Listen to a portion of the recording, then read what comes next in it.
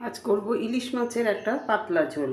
তো ইলিশ মাছের তো অনেক রকম রেসিপিই আমরা খাই, সর্ষে পোস্ত, দই পোস্ত, অনেক রকম রেসিপি আমরা খাই। তো আমার কাছে মনে হয় এই ইলিশ মাছের এই বেগুন দিয়ে পাতলা ঝোল দিয়ে যে রেসিপিটা, এটা হচ্ছে সবচেয়ে একটা সেরা রেসিপি, খেতে এত দুর্দান্ত হয়। তো মাছটার মধ্যে প্রথমে নুন হলুদ মেখে নিলাম।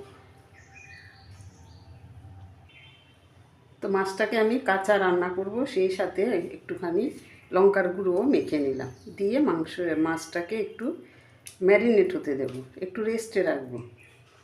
মেখে নিলাম, এখন আমি বেগুনটাকে কেটে নেব। এই সরু বেগুনটা নিয়েছি আমি। এই সরু বেগুনের দিয়ে মাছের ঝোল করলে খেতে ভীষণই ভালো লাগে। তো বেগুনটাকে এরকম লম্বা করে কেটে নেব।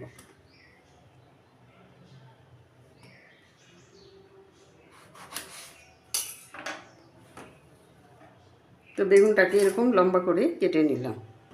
তেলটা গরম করে নিলাম, দিলাম কালো জিরে ফোড়ন, দিয়ে দিলাম কেটে রাখা হলুদ গুঁড়ো, ভেজে নেব।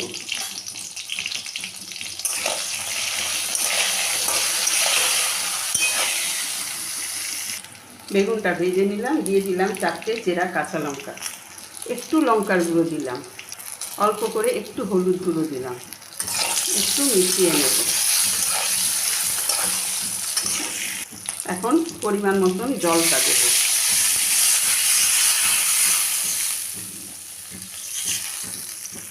তো ঝোলটাকে একটু ফুটতে দেবো, একটা ঢাকা দিয়ে দিলাম। তো ঝোলটা ফুটে গেছে, এখন নুন হলুদ দিয়ে মেখে রাখা মাছটা আমি দিয়ে দিলাম, দিয়ে আরও কিছুক্ষণ ঢাকা দিয়ে দেবো।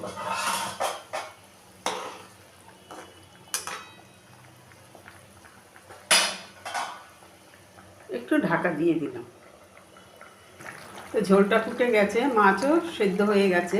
এখন আমি একটা জিনিস মেশাবো, উপকরণ, সেটা হলো আটা। তো আটা তো আমাদের শরীরের কোনো ক্ষতি করে না। এখানে আমি 1 চামচ আটা একটু জলে গুলে নিয়েছি। ঝোলটা একটু, যেহেতু কোনো মশলা পড়েনি, তো তার জন্য ঝোলটাকে একটু ঘন করার জন্য আমি এখানে 1 চামচ আটা গুলে দিয়ে দিলাম। এটা চাইলে আপনারা দিতেও পারেন, নাও দিতে পারেন। আর কিছুক্ষণ ফুটিয়ে এবার আমি নামিয়ে নেব। তো ইলিশ মাছের ঝোল নামিয়ে নিলাম। ভীষণ সিম্পল আর ইজি একটা রেসিপি, ঘরোয়া একটা রেসিপি।